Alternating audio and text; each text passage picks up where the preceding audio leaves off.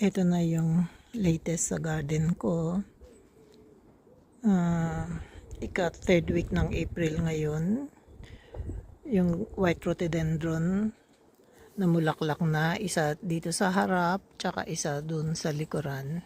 Tsaka yung background doon, kulay yellow. Yun yung japonica. Itong yellow rhododendron, nag-uumpisa na rin. Sunod-sunod na yan. Ito na yung pinaka-peak season. Next week, the first 2 weeks, itong weeks na papasok, ito na yung pinaka-peak season ng buong taon. Pag naglabasan na yung rhododendron, yung itong snowballs, yung puting bulaklak doon sa likuran, yun yung apple tree. Ito na yung white rhododendron. Ito yung cherry blossom sa likod. Ito yung malaking cherry blossom tapos na. Yung fuchsia na magnolia. Matatapos na rin pero siguro abot pa yan ng 2 linggo pa. Ang bango-bango dito sa garden kasi yung mga lilacs na mumulaklak na. Tapos pag may hangin, ako ang bango-bango. Nakaupo ako ngayon dito sa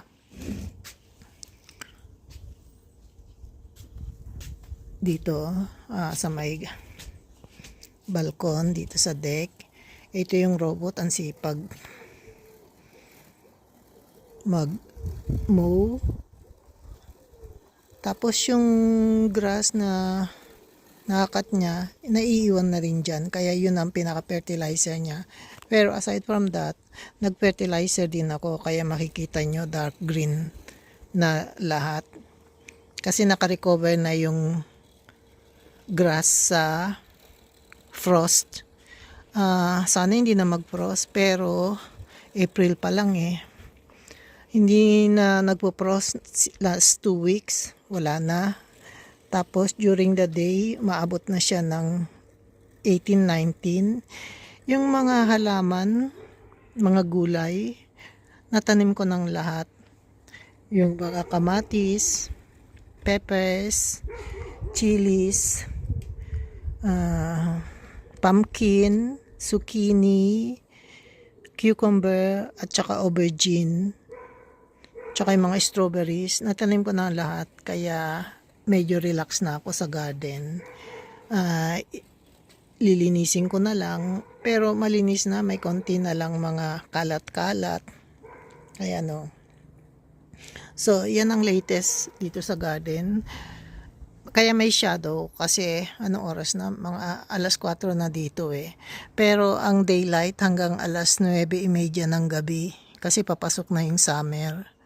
So, hanggang August ganito ang liwanag.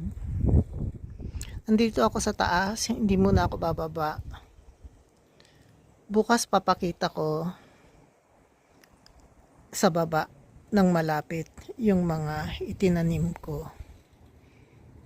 Ayoko nang bumaba kasi maski na 18 degrees, pag may hangin, malamig pa rin. Tapos itong nasa hagdanan, tapos ko ng taniman.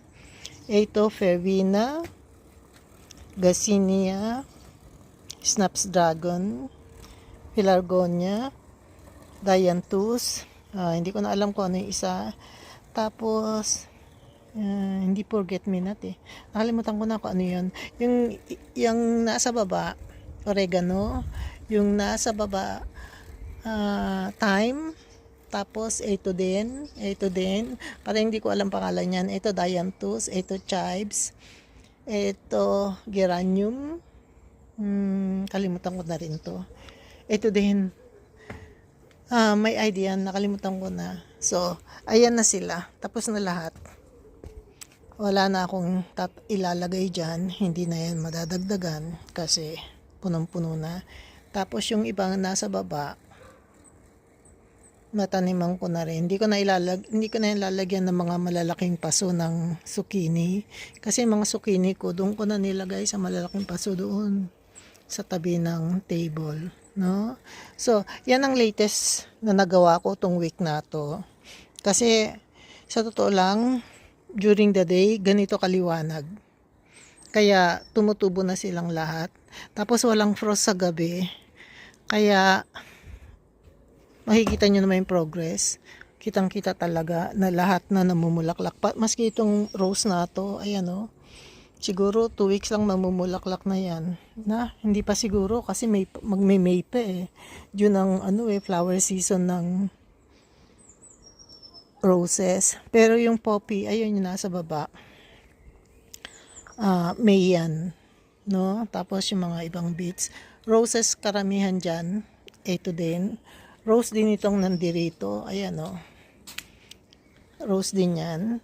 Tapos itong way na to, papunta sa harapan. Ano yan? Yan yung rose garden ko. Puro roses nakatanim dyan. Tsaka summer flowers. No, ang sipag ng robot. Ano lang to, updates lang ng garden. Bukas maglalakad ulit tayo dyan.